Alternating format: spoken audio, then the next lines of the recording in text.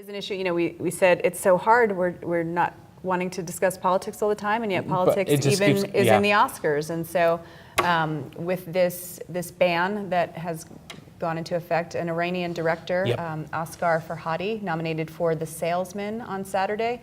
It was reported by the New York Times he may not be able to enter the U.S. for the ceremony due to Trump's visa ban. And then I think I read this morning that he will not attend.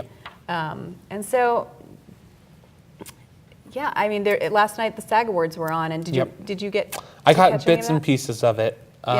So there was a lot of the personal is political is represented on this awards show. Different speeches. Stranger Things was a big winner. Yes. You've seen this. I haven't. I need to. I haven't seen Stranger Things. Oh, you haven't? No, I've just seen the acceptance speech. Oh. That's all. I thought you were. No. Somebody is telling me I need to watch Stranger Things. In all honesty, I think everybody probably. Everyone's told me to watch Stranger Things, so I watched like 15 minutes of the first episode. Okay. And I just couldn't do it. Not because I wasn't. You were not in the right place. I don't think personally at that time in my life, I was in a place for Stranger Things. Okay. Well, there's a lot of strange things going on, so you have to, I think, be in the right place. I had a friend describe it as like Goonies meets, some other science fiction. And I loved Goonies. That was my time. And I love kid actors too, so I'm sure I'll get into it. I don't so much. You don't? I'm not a fan of other people's children. So, not so much. I'm just not a fan of children in general, unless they're acting.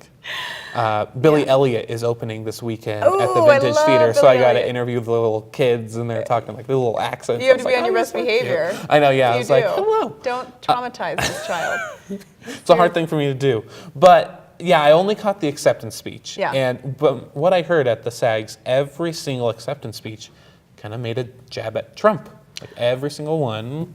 Not even just Trump, but I think each person has a story, right? And so as people, and if I think we can get back to connecting with our personal stories and come out from behind labels. And I really saw that in the speeches. Like Julia Louis-Dreyfus, she talked about, the background of her family and her story and how impactful this is now to her, because it touches that place of personal experience. The same thing with the actor, and it's not, I'm going to blank on his name, but for Moonlight, who I also love, he's Remy on House of Cards. Yes.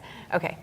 And his speech was beautiful, talking about how his mother was a Christian minister. He converted to Islam. And she wasn't thrilled about that, but how they still had that love for each other. And if we can come back to that, so there was, there were these rallying cry speeches, and Stranger Things was, I think, the more dynamic one of the night.